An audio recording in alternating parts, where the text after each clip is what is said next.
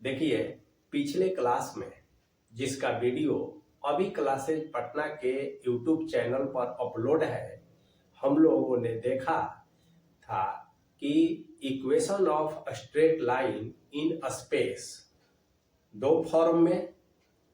अब हम उसके आधार पर कुछ प्रॉब्लम सॉल्व करेंगे। जैसे एक प्रॉब्लम है, देखिए कि find the vector and Cartesian equation of the line passing through the point 1 2 -4 and perpendicular to each of the lines. माने ये दो लाइन दिया हुआ है, इस दोनों लाइन के पर वो परपेंडिकुलर है, तो उस लाइन का इक्वेशन निकालना है जो इस दिए हुए पॉइंट से होकर पास करती है तथा इस दो दिए हुए दोनों लाइन पर परपेंडिकुलर है। तो आइए देखा जाए। आप इस लाइन को 1 मान लीजिए, इस लाइन को 2 मान लीजिए। यह स्पेस में स्ट्रेट लाइन का इक्वेशन है, आप जानते हैं। आप यह भी जानते हैं कि यह जो लाइन है ये 8 -19 और 10 से होकर पास करती है, और साथ में 3 -16 और 7 इस लाइन का डायरेक्शन रेशियो है। ठीक उसी तरह से ये 15 -29 और 5 से पास करती है, और इस लाइन का डायरेक्शन रेशियो 3 8 -5 है। तो इसको 2 नंबर। और मान लिया जाए कि जिस लाइन का इक्वेशन हमें निकालना है तो उसका डायरेक्शन रेशियो मान लिया जाए। तो लेट ऐसे बनाएंगे सॉल्यूशन। तो एक बार आप लिख लेंगे इक्वेशन 1 इक्वेशन 2, क्वेश्चन दिया रहेगा। अब आप लिखेंगे let a b and c be the direction ratio, है ना, be the direction ratio of the required line. मतलब कि जो लाइन हम निकालना चाह रहे हैं इक्वेशन, तो उसका direction ratio a b c है। अब देखिए, चूंकि यह जो लाइन है 1 पर परपेंडिकुलर है, ठीक है ना, तो इसका मतलब है कि इस लाइन का डायरेक्शन रेशियो और इस लाइन के डायरेक्शन रेशियो का प्रोडक्ट का सम जो है 0 होना चाहिए। क्योंकि दो लाइंस का अगर डायरेक्शन रेशियो दिया हुआ हो, तो अगर दोनों परपेंडिकुलर लाइन हो तो उसके डायरेक्शन रेशियो के प्रोडक्ट का जो सम है वो 0 होता है, ये आप जानते हैं। तो देखिए, इसका तो a है, इसका 3 है, तो ये हो जाएगा हमारा 3a, ठीक है।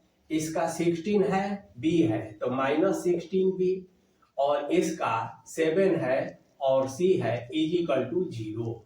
तो लिख देंगे हम, क्या लिख देंगे कि since the required line is perpendicular to 1, ऐसा एक बार लिख लेंगे कि since line is perpendicular to 1 and 2, then तब ये पहला का 0 इतना हो गया। एंड अब दूसरा का भी देखिए, तो 3a प्लस 8b और प्लस -5c = 0। अब इसको नंबर हम 3 मान लेते हैं, इसको नंबर हम 4 मान लेते हैं। 3 और 4 को सॉल्व करते हैं, तो सॉल्विंग 3 and 4, तो देखिए क्या रिजल्ट आएगा। तो क्रॉस मल्टीप्लीकेशन करेंगे तो a, अभी देखिए माइनस माइनस प्लस होता है, तो 80 -56 ऐसा हो गया। फिर आप जानते हैं ये -b होता है, फिर 3 × 15, तो -15 हो गया। b को छोड़ दिया जाता है, और फिर माइनस ये 21 ऐसा = फिर c का लिखेंगे, तो c का कोफिशिएंट छोड़ दिया जाता है, तो 8 3 24 और माइनस और माइनस प्लस हो जाएगा 48 ऐसा। अब इसको और सिंप्लीफाई करेंगे तो दिस इंप्लाइज दैट, आप देखिए a बाई 80 तो क्या हो जाएगा 4 और 7 में से 2 गया तो 24। फिर आगे देखिए इज इक्वल टू माइनस और माइनस तो b बाई और ये हो जाएगा 6 और ये हो जाएगा 3 इज इक्वल टू ये c बाई ये हो जाएगा 2 और ये हो जाएगा 7। तो हमारा ये रिजल्ट आ गया एबीसी का। दिस इंप्लाइज दैट, देखिए अगर हम 12 से और 12 से सब में मल्टीप्लाई कर दे तो कोई फर्क नहीं पड़ा, तो ये हो जाएगा a बाई 2, ये हो जाएगा b बाई 3 और ये हो जाएगा c बाई 6। तो इसका मतलब है कि यह 2, 3, 6 जो है, जो हमारा डिजायर्ड लाइन है उसका डायरेक्शन रेशियो हो गया। जो पहले हम ए बी सी माने थे तो अब उसका डायरेक्शन रेशियो निकल गया। तो आप लिखेंगे कि इसलिए the direction ratios of the desired line, है ना, तो क्या हो गया R 2, 3 एंड 6। अब हमें इस लाइन का इक्वेशन निकालना है। तब आप देखिए now we have to find the equation of the line, है ना, which passes through, किस पॉइंट से पास कर रहा है, तो 1, 2 और -4 से। तो लिखेंगे 1, 2 एंड -4 एंड चाहे ऐसा लिख दीजिए विथ डायरेक्शन रेशियोज क्या, तो 2, 3 और 6। तो ये हमको मालूम नहीं था, परपेंडिकुलर का जो कंडीशन है उसके आधार पर हम डायरेक्शन रेशियो निकाल लिए। अब यदि डायरेक्शन रेशियो पता है और पॉइंट भी पता है तो इक्वेशन निकालना आसान है। तो क्या हो जाएगा, equation of the required line, तो देखिए क्या होता है x minus 1 by 2 is equal to y minus 2 by 3 is equal to z plus 4 by और हो गया 6। तो यही हमारा आंसर हो गया। और ये हुआ कार्टेशियन फॉर्म में। क्वेश्चन में क्या कह रहा है कि वेक्टर फॉर्म में भी इसको निकालना है, तो अब वेक्टर फॉर्म में निकाल लेंगे। देखिए आसान है। तो प्रॉब्लम बनाना बहुत आसान है यदि आप थ्योरेटिकल कंसेप्ट आपका क्लियर है तो प्रैक्टिस करेंगे। अब इसको हम लोग कैसे वेक्टोरियल फॉर्म में इक्वेशन इसका निकालेंगे तो ये आप जानते हैं। देखिए ये जैसा कि आप जानते हैं डायरेक्शन रेशियो है और ये पॉइंट है। तो मान लिया जाए कि लेट पॉइंट इसको हम ए कह दें, ए इज इक्वल टू दिया हुआ है तो क्या i plus 2j minus 4k, ये गिवन पॉइंट है और ये डायरेक्शन रेशियो है। इसको m कह दीजिए मान लिया जाए या b कह दीजिए, कुछ भी कह दीजिए b। तो इसका हो जाएगा 2i, डायरेक्शन रेशियो दिया है 3j और प्लस 6k। तो देखिए वेक्टोरियल फॉर्म में लाइन का इक्वेशन क्या होता है, तो r इज इक्वल टू आप जानते हैं a प्लस लेमडा b, या r1 भी कह सकते हैं, इसको r1 कह लीजिए, इसको r कह लीजिए। तो ऐसा हो जाता है r1 plus lambda M B, कुछ भी कहिए। तो इसको R1 भी हम कह सकते हैं, इसको M भी कह सकते हैं, यानी कि इसके ये डायरेक्शन रेशियो से पता चल गया। तो बस मान पुट कर दीजिए। तो R इजिकल टू ए कितना आया, I plus 2J minus 4K और लेमडा B कितना है, तो 2I plus 3J plus 6K और यही हमारा आंसर हो गया। तो इस तरह से जब हम मैथमेटिक्स में थ्योरी अगर ठीक ढंग से समझ लिए हैं तो प्रॉब्लम बनाना हमेशा आसान होता है, और थ्योरी को सही ढंग से समझने के लिए प्रॉब्लम का प्रैक्टिस भी उतना ही जरूरी है। तो यदि हम ये सोचते हैं कि पहले खूब थ्योरी पढ़ेंगे तब खूब प्रॉब्लम बनाएंगे, या पहले खूब प्रॉब्लम बनाएंगे तो खूब थ्योरी पढ़ेंगे, दोनों ही एक दूसरे का पूरक है। यानी थ्योरी पढ़ना, प्रॉब्लम बनाना, फिर थ्योरी पढ़ना, फिर प्रॉब्लम बनाना, और बाद में प्रॉब्लम और प्रॉब्लम का प्रैक्टिस करते रहना, तो आपकी पकड़ जो है गणित में मजबूत बन जाती है। अब एक दूसरा प्रॉब्लम हम लोग लेते हैं, देखिए। तो 3D जो है बहुत आसान है, एक बार अगर आप ठीक से समझ लिए हैं और आपका प्रॉपर प्रैक्टिस चल रहा हो तो ये आसान है। चलिए एक दूसरा क्वेश्चन लेते हैं। ये तो परपेंडिकुलर का हो गया। Find the equation of A line passing through the point. देखिए ये क्वेश्चन है, find the equation of A line passing through a point, और पॉइंट दिया हुआ है P2 - 1 3, P2 - 1 3, ये पॉइंट दिया हुआ है, and perpendicular to the lines, and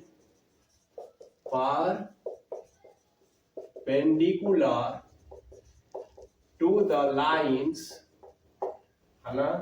और लाइन्स दो ठो दिया हुआ है। पहला R is equal to I plus J plus K, ऐसा, फिर माइनस K है, फिर लेमडा और 2I minus 2J plus K, and दूसरा लाइन जो दिया हुआ है तो ये है आपका 2I minus J minus 3K, 2I minus J minus 3K plus mu, कोई स्केलर ले लेते हैं, I2JK, I plus 2J plus 3K, ऐसा 2K। तो ये दिया हुआ है। अब देखिए इसके पहले जो क्वेश्चन बनाए थे वही क्वेश्चन है, वहां पर कार्टेशियन फॉर्म में लाइन का इक्वेशन दिया हुआ था और यहाँ पर वेक्टोरियल फॉर्म में दिया हुआ है, कोई अंतर नहीं पड़ा। इस वेक्टोरियल फॉर्म से हम कार्टेशियन में बना सकते हैं और फिर कार्टेशियन से वेक्टोरियल में बना सकते हैं, ये ट्रांसफर करना आप जानते हैं। इसलिए इस सवाल को बनाने में अलग से कुछ आपको नहीं करना है, सेम प्रोसेस, सेम पैटर्न, और आप इसको बना सकते हैं, ठीक है ना। चलिए अब हम चाहें तो इसको बिना कार्टेशियन में बदले भी बना सकते हैं। कैसे, देखिए दो इक्वेशन ले लेते हैं। अब यहां इसको मान लेते हैं हम सपोज A या A1, इसको हम मान लेते हैं B1, ऐसा, इसको कह देते हैं A2 और इसको कह देते हैं B2। तो हमारा लाइन अब ऐसा हो गया, A1 प्लस लेमडा B1, है ना, और दूसरा लाइन हो गया R A2 plus lambda B2, ये दो लाइन हो गया। तो जहां A1 A2 B1 B2 ये दिया हुआ है, अब जिस लाइन का इक्वेशन निकालना है वह दोनों ही लाइन पर परपेंडिकुलर है, ठीक है ना, वही क्वेश्चन है।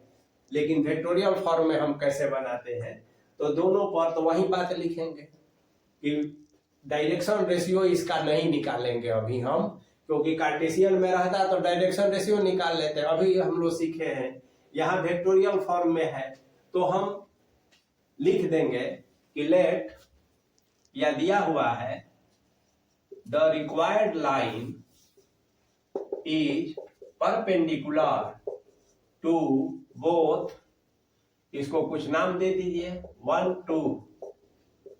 एंड 2, दोनों पर ये परपेंडिकुलर है। तो अब इसको क्या करेंगे देखिए,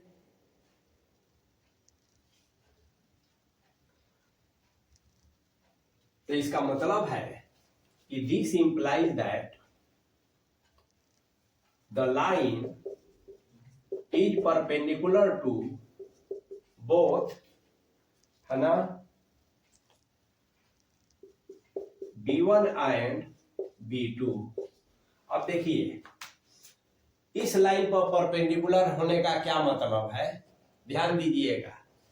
ये लाइन R पर परपेंडिकुलर है, तो हम कह रहे हैं कि B1 पर भी परपेंडिकुलर है।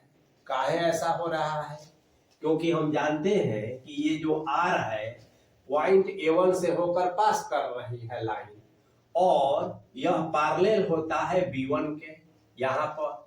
फिर दूसरा वाला केस में R जो है यह पैरेलल होती है लाइन B2 के, है ना। तो नियम यही है, कार्टेशियन हो चाहे वेक्टर फॉर्म हो, तो R1 एक लाइन है जो पॉइंट A1 से पास करे तथा B1 के पैरेलल हो जाए। अब यहां पर ध्यान दीजिए, यदि रिक्वायर्ड जो लाइन है अगर R पर परपेंडिकुलर है, तो R जो है B1 के पैरेलल है, ठीक है ना। R जो है B1 के पैरेलल है, तो जब R पर परपेंडिकुलर होगा तो B1 पर भी परपेंडिकुलर होगा। उसी तरह से यदि R पर परपेंडिकुलर होगा तो B2 पर भी परपेंडिकुलर होगा। यानी कि जिस लाइन का इक्वेशन हमें निकालना है वह, अब हम A1 A2 पूरा लाइन पर फोकस नहीं करके सिर्फ B1 और B2 जो वेक्टर है इस पर फोकस कर दिए कि ये दोनों पर परपेंडिकुलर है। अब इसका मतलब है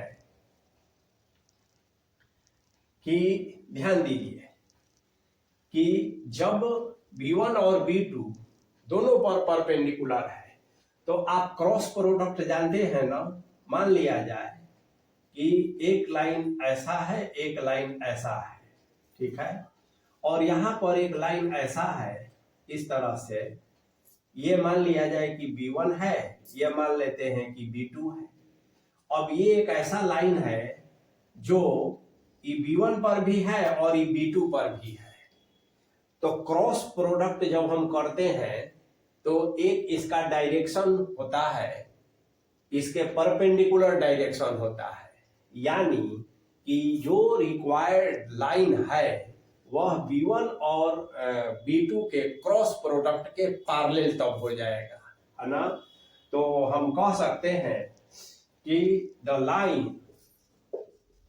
must be parallel to B1 cross B2, B1 cross B2 के पैरेलल हो जाएगा, क्योंकि लाइन भी दोनों पर परपेंडिकुलर है। चलिए, तो इसका जो डायरेक्शन होता है B1 और B2 का जो क्रॉस प्रोडक्ट में, तो ये और वो पैरेलल हो जाता है, तो इसको हम पैरेलल कह देते हैं। अब इसका मतलब है कि अब आप क्या करेंगे, पहले कि B1 क्रॉस B2 निकाल लेंगे। तो आप क्रॉस प्रोडक्ट में जानते ही है I J K कह देंगे, और उसके बाद B1 का 2 - 2 1, तो 2 - 2 1, फिर B2 का 1 2 और 2, ऐसा। तो B1 क्रॉस B2 कहेंगे तो हमारा ये रिजल्ट मिले। ये नियम आप जानते हैं। अब क्या करेंगे, तो इसको तोड़ दिया जाए। तो देखिए आई हट गया, ये हटा, ये हटा, तो -4 और -2 तो -6 हो गया, तो -6 आई हुआ है। अब जे दिस तो 4 -1 3 तो +3j हो गया, के ये हटा, ये हटा, ठीक है, तो 2 दूनी का 4 और +2 6 +6 के। अब इसमें आपको क्या देखना है कि ये प्लस होता है, ये माइनस होता है, फिर ये प्लस होता है, तो इसका साइन आपको बदलना पड़ेगा। तो ये जो प्लस था यहाँ हमको माइनस करना पड़ेगा, तो -6i + 3j + 6k, ये हमारा आ गया क्या, तो B1 क्रॉस B2 का वैल्यू निकल गया। क्रॉस प्रोडक्ट आप जानते हैं। अब देखिए, अब क्वेश्चन आप ऐसे लिखिएगा कि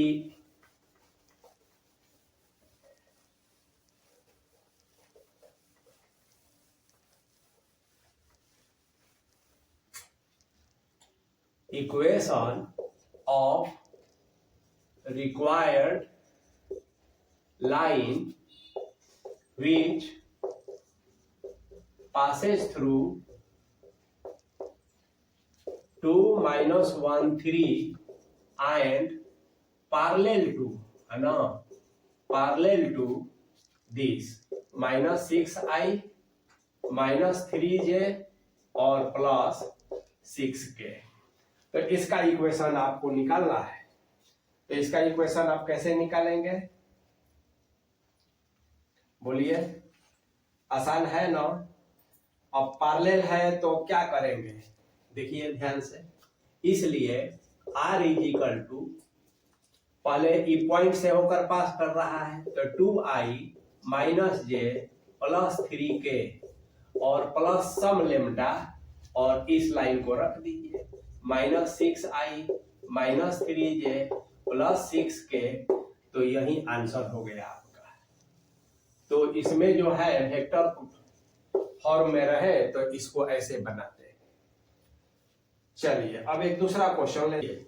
2 लाइंस का इक्वेशन दिया हुआ हो और यह शो करने के लिए पूछा जाता है कि वो लाइन एक दूसरे को इंटरसेक्ट करती है या नहीं। तो शो दैट द लाइन्स इतना एंड इतना intersect and also find their point of intersection। तो इंटरसेक्ट आप समझते ही हैं, ये है, तो कैसे इसे हम दिखाएंगे। तो देखिए दोनों लाइन का इक्वेशन दिया है, अब चाहे वेक्टर फॉर्म में दिया रहे चाहे कार्टेशियन फॉर्म में दिया रहे। अगर वेक्टर में भी दिया रहे तो आप उसको कार्टेशियन में बदल कर बना सकते हैं और डायरेक्ट वेक्टर फॉर्म में भी बना सकते हैं। अब देखिए ये जो लाइन दिया हुआ है, इतना = लेमडा से मान लेते हैं और इतना = म्यू से इसको भी मान लेते हैं। अब देखिए इससे हम क्या निकालते हैं पहला से, तो यदि x = हम लिखना चाहे तो 3 लेमडा और -1 लिख सकते हैं। y यदि हम लिखना चाहे तो क्या लिखेंगे, 5 लेमडा -3, और z यदि हम लिखना चाहें तो 7 लेमडा और -5। ऐसा x y z का वैल्यू निकल गया। अब यह पॉइंट है, तो इसका मतलब है कि एक पॉइंट P ले लेते हैं और इसका कोऑर्डिनेट कह देते हैं 3 lambda -1, 5 lambda -3 and 7 lambda -5 be a general point on, ठीक है, इसको 1 नंबर मानिए, इसको 2 नंबर मान लीजिए इस इक्वेशन को, ठीक है, 2 लाइन है तो लाइन 1। तो ये जो है P एक जनरल पॉइंट है लाइन 1 पर। अब आइए सिमिलरली, है ना, अब सेकंड से देखिए, x तो 1 × म्यू, तो x = क्या हो जाएगा, म्यू + 2, y = क्या हो जाएगा, 3 म्यू प्लस 4 और z इज इक्वल टू क्या हो जाएगा 5 म्यू प्लस 6, यानी कि q और यहां लिख देंगे mu plus 2, 3 mu plus 4 and 5 mu plus 6 be a general point on line 2। तो ये लाइन 2 पर जनरल पॉइंट हो गया। तो दिए हुए लाइन से ही हम जनरल पॉइंट निकाल लिए P और Q। अब देखिए P और Q इंटरसेक्ट तब और तब करेगा जब कोई ना कोई पॉइंट कॉमन हो दोनों पर, ठीक है ना।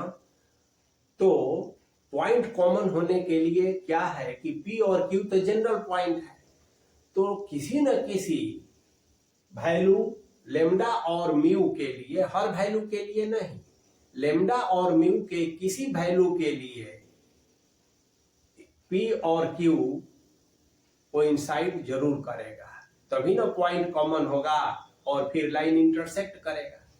तो इसका मतलब है कि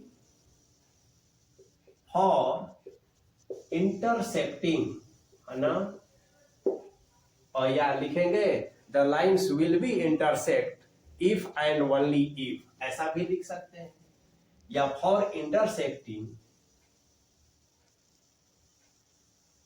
point P and Q are coincide। तो देखिए अब कोइंसाइड्स का क्या मतलब हुआ। तो आप जानते हैं कि दो ऑर्डर पेयर, या इसको कहा जाता है ऑर्डर ट्रिपलेट, 2 डायमेंशनल में ऑर्डर पेयर होता है। तो इक्वालिटी ऑफ ऑर्डर पेयर से आप परिचित हैं। अब इक्वालिटी ऑफ ऑर्डर ट्रिपलेट्स क्या होता है, तो फर्स्ट का फर्स्ट के साथ बराबरी, ठीक है ना।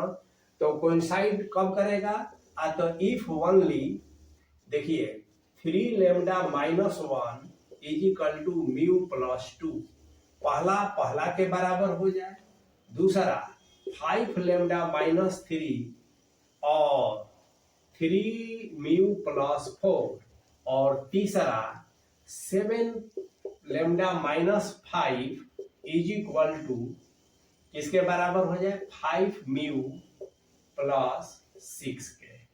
अब आप इसको 1 नंबर मान लीजिए, 1 नंबर 2 नंबर तो मान नहीं है, इसको आप 3 मान लीजिए, इसको आप 4 मान लीजिए और इसको आप 5 मान लीजिए।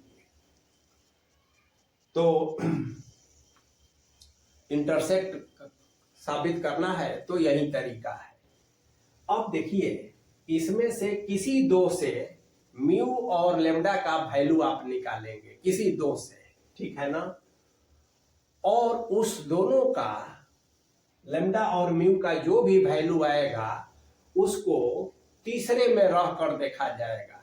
अगर वह सेटिस्फाई कर देगा तो इंटरसेक्ट करता है, और सेटिस्फाई नहीं करेगा तो इंटरसेक्ट नहीं करता है। यही तरीका है, यही प्रोसेस है। तो आइए हम लोग इसको निकालते हैं। तो पहला तो हमारा हो गया कि कहीं से हम फ्रॉम, देखिए ध्यान से, फ्रॉम 3, कई तरीका है निकालने का। तो फ्रॉम 3, यहाँ 3 lambda is equal to mu plus 2 आप प्लस 1 कह देंगे। This implies that lambda is equal to mu plus 3 by 3 कह देंगे, ऐसा। अब हम 4 में, तो फ्रॉम 4 डायरेक्ट भी आप निकाल सकते हैं। देखिए यहाँ 5 है और लेमडा के जगह पर क्या है, तो म्यू प्लस 3 है बाई 3 है, माइनस 3 है, फिर 3 म्यू है प्लस 4 है। तो और भी तरीका है क्रॉस दो इक्वेशंस को सॉल्व करने का। There are so many ways, जो भी आपको आसान लगे, जो भी सहज लगे उसके द्वारा आपको कर लेना है। तो अब देखिए दिस इंप्लाई दैट, ये 5 तो ऐसे ही रहेगा, यहाँ म्यू प्लस 3 कह देंगे, यहाँ -9 कह देंगे, ऐसा यहाँ पर 9 म्यू कह देंगे, यहाँ 12 कह देंगे, इस 3 को उधर कर दिए। अब देखिए दिस इंप्लाई दैट ये 5 म्यू हो गया प्लस 15 हो गया और ये माइनस, या डायरेक्ट कर दिया जाए। देखिए 5 म्यू हुआ और यहां पर इधर ला दीजिए -9 म्यू हो गया इजिकल टू 12 है प्लस 9 है और -15 हो गया। दिस इंप्लाई दैट -4 म्यू हो गया और ये जो है -6 हो गया। This imply that mu is equal to 6 by -4 हो गया, यानी म्यू इज इक्वल टू -3/2 हो गया। तो यह म्यू का वैल्यू हमारा निकल गया। अब हम क्या करते हैं कि लेम्डा का वैल्यू निकालते हैं। देखिए ये बहुत इंपॉर्टेंट प्रॉब्लम है और ऐसा सवाल बार बार पूछा जाता है।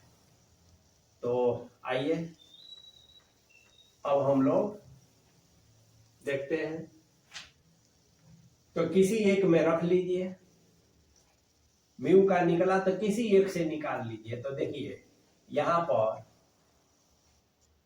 यहां आया था हम लोग का, कहां पर, यहां पर देखिए।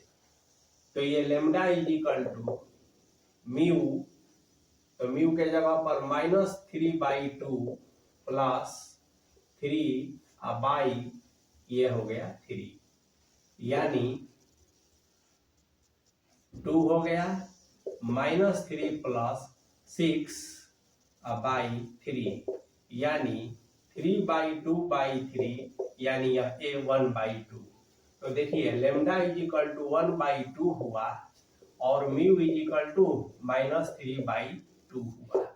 अब इसी दोनों वैल्यू को हम इक्वेशन जो लास्ट आया है, तीसरा जो इक्वेशन है, इसमें रखेंगे। तो आइए देखा जाए LHS क्या होगा। तो देखिए 7 लेम्डा, तो 7 इंटू लेम्डा के जगह पर 1/2 है -5, तो ये 2 हो गया। 7 - 10 यानी -3/2। अब RHS देखिए, म्यू है 5 म्यू, तो 5 को तो 5 लिखेंगे और म्यू का मान -3/2 आया है, यहाँ +6 है, तो यहाँ पर LCM 2 हो जाएगा, ये -15 प्लस 12 हो जाएगा, यानी -3/2।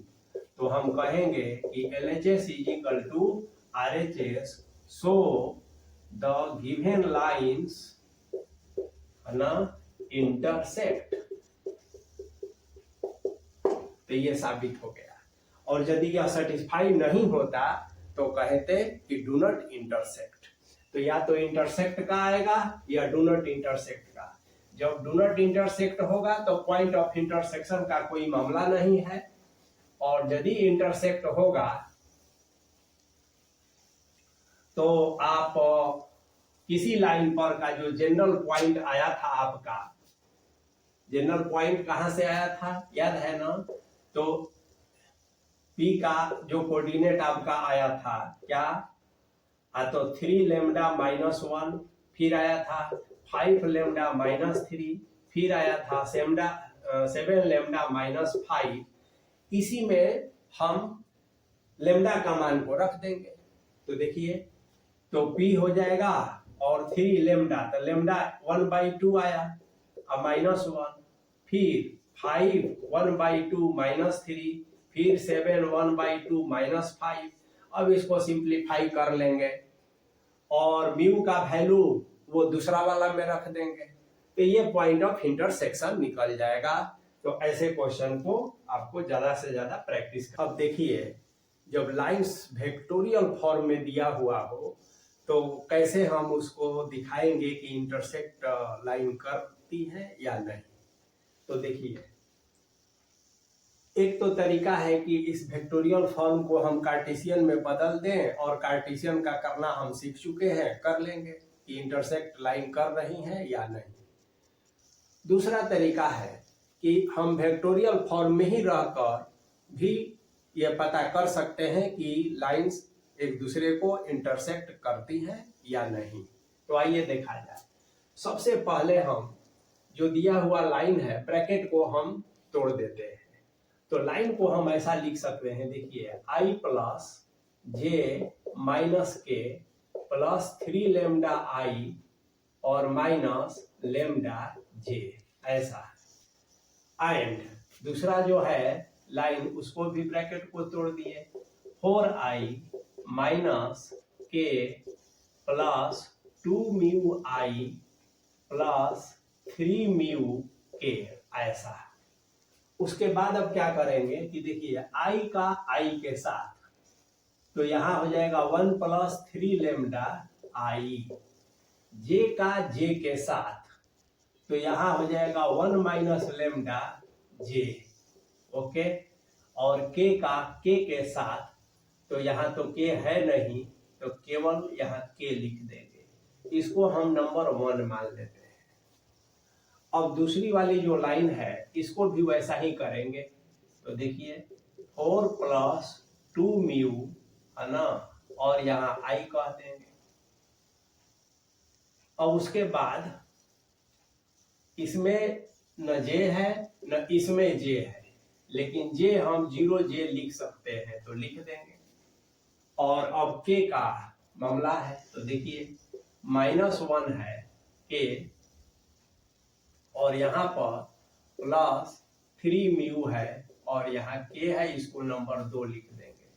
अब देखिए ये एक वेक्टर का, है ना, i j k और i j k में जो दोनों लाइन दिया हुआ है, तो इसको हम एक कंपोनेंट्स के रूप में 1 और 2 दो वेक्टर हो गया। अब देखिए ये दोनों ही लाइन या वेक्टर एक दूसरे को इंटरसेक्ट तब और तब करेंगे जब यह सेम हो जाए। और वेक्टर सेम होने का अर्थ तो आप जानते हैं कि i का जो कोफिशिएंट है, तो दोनों i का कोफिशिएंट सेम हो जाए, j का कोफिशिएंट सेम हो जाए, और k का कोफिशिएंट सेम हो जाए।